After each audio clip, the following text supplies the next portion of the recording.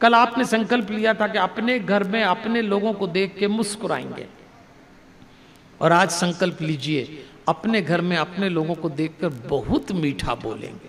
आज से इतना मीठा बोलिए, इतना मीठा। आज अपने घर जाए ना तो इतना मीठा बोलना। अगर आप पत्नी हैं तो घर जाते ही अपने पति को देख के इतना मीठा बोलना, आइए बैठिए। अगर आप पति हैं तो आज अपनी पत्नी को देख के बोलना, सुनिए। अभी तो इतना जोर चिल्लाते, अरे सुनो, अरे बेरे हो गए क्या। अपने घर में अपने लोगों से मीठा नहीं बोलते। और ये तो ग्रंथ कह रहा है, भगवान का शब्दमय रूप है। तो अगर हाँ ताली बजा लीजिए, इसमें क्या दिक्कत है भाई, मैं मन से नहीं बोल रहा हूं। शिव पुराण ग्रंथ ने ईश्वर को शब्दमय माना, तो फिर हमें यह अधिकार बिल्कुल नहीं है कि हम एक भी शब्द अपशब्द बोलें। मीठा बोलिए, खूब मीठा बोलिए। और बोल सकते हैं अपने से बड़ा, अब किसी के मन में हमारा कोई लालच हो, हमसे कोई बड़ा व्यक्ति मिले तो हम कितना मीठा बोलते हैं, तो बोल सकते हैं। अपने लोगों से खूब मीठा बोलिए, क्योंकि शब्द में ब्रह्म है।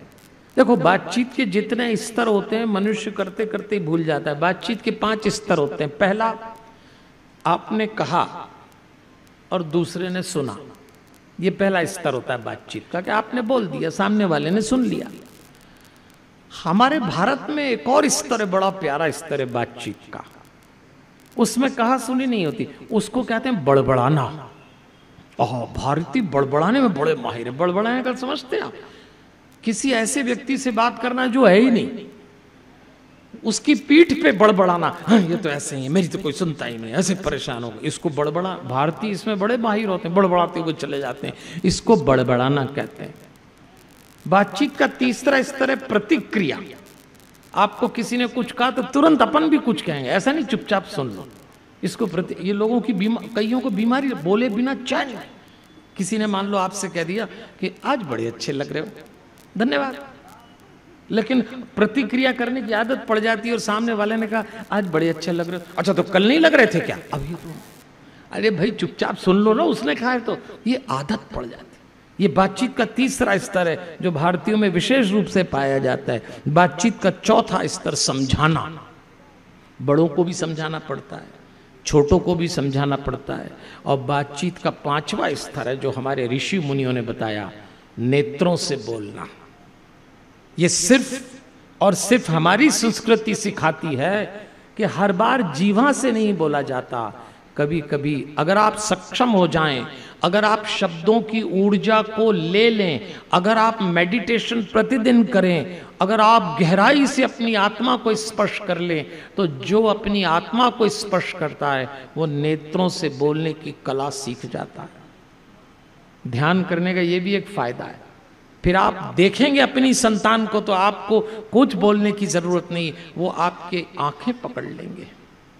ये बातचीत का 5वां स्तर है। क्यों? क्योंकि शब्द ब्रह्म है। आपने शब्द का उपयोग अपने जीवन में कैसे किया है, इससे आपके शब्दों को आपको लाभ मिलेगा। तो ओम तत्वमसी, फिर गायत्री मंत्र, फिर महामृत्युंजय मंत्र, पंचाक्षर मंत्र जो कल हमने सुना, इस तरह से कई मंत्र हुए, कई।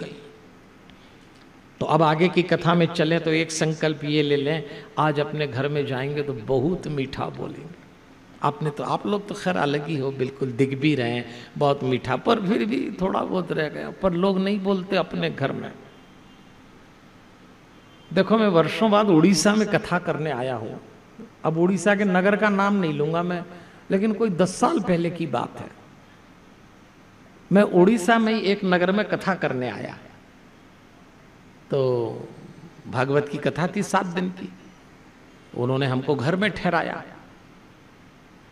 कभी कभी लोग हमको घर में भी ठहराते हैं, नहीं तो कहीं गेस्ट हाउस, धर्मशाला, होटल में ठहराते हैं, घर में तो नहीं ठहराते। समझदार लोग तो घर में नहीं ठहराते, क्योंकि एक दिक्कत होती है कि हमको घर में ठहरा लें, फिर 2-3 दिन तक तो सब लोग सेटिंग करके चलते हैं कि पंडित जी ठहरे हैं तो ठीक ठाक चलो। फिर 2-3 दिन बाद ओरिजिनल आइटम बाहर निकलने लगते हैं, घर वालों के भी और पंडित जी के भी, तो लोग दूरी ठहराते हैं हमको। लेकिन उस यजमान ने उड़ीसा में हमको अपने घर में ठहरा लिया। अब उनके यहाँ एक 35-40 साल की बहू थी, वो हमारी सेवा में थी। कौन आएगा, मिलेगा, पंडित जी का खाना पीना क्या है। इतना मीठा बोलती थी वो, इतना मीठा बोलती। मैंने अपने जीवन में इतना मीठा बोलने वाला व्यक्तित्व नहीं देखा। मैं तो उनसे हमेशा बात ही करता था, क्योंकि उनकी मिठास सुनने में बड़ा आनंद आता था। बहुत मीठा बोलती। एक दिन मुझे एक काम आ गया, तो मैंने उनसे कहा, बहन जी हमारा काम करा देंगे? तो बोली, अरे वाह पंडित जी, आपका काम नहीं कराएंगे तो किसका कराएंगे। इतना मीठा।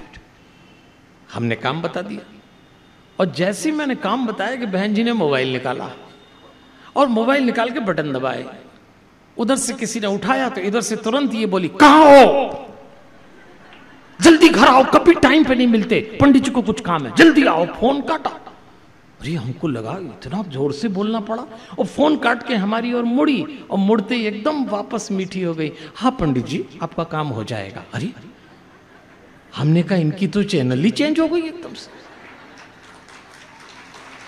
तो मैंने उनसे, ताली तो अब बजाना, जल्दी बजा ली।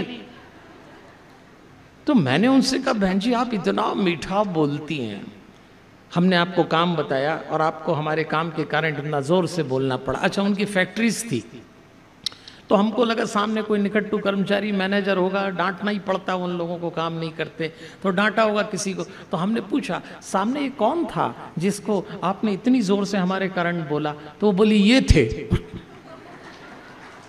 अरे हमने कहा ये थे, तो अपने घर वाले से इतना कर, और बोले पंडित जी अपने हस्बैंड से कोई मीठा बोलता है, कॉन्सेप्ट क्लियर। हाँ, मीठा बोलने के लिए दुनिया पड़ी, कोई घरवाली घरवाले से या घरवाली घरवाले से मीठा बोलता है क्या? कमाल हो गया। जिस रिश्ते में सबसे ज्यादा मिठास होना चाहिए, माफ करना, वही रिश्ता सबसे ज्यादा कड़वा होता जा रहा है।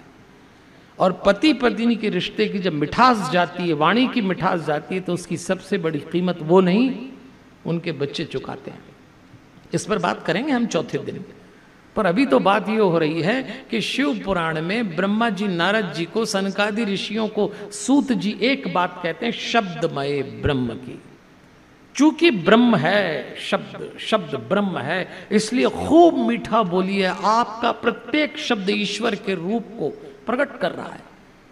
अगर आप भक्त हैं तो आप कैसे अपशब्द बोल सकते हैं? अगर आपके मुंह से गाली निकली है, अपशब्द निकले, तो आपकी पूजा खंडित हो रही है। ये बड़ा गहन दर्शन है। इसलिए संकल्प लीजिए, आज से घर जाके खूब मीठा बोलेंगे। अरे देवियों और सज्जनों, क्या दिक्कत है खूब मीठा बोलने में? ये भी एक हुनर है। मुस्कुराते हुए मीठा बोलना अगर हुनर आ गया तो भक्ति तो फिर यूं ही हो जाएगी, यूं ही। इसीलिए हम आपसे कहते हैं, गर उदासी लगे सताने तो न घबराइए। देखो, उदासी, परेशानी, बेचैनी, दिक्कत तो सबको आएगी। गर उदासी लगे सताने तो न घबराइए, ये तरीका है बड़ा आसान, इसे अपनाइए, राह के सारे अंधेरे मिट जाएंगे।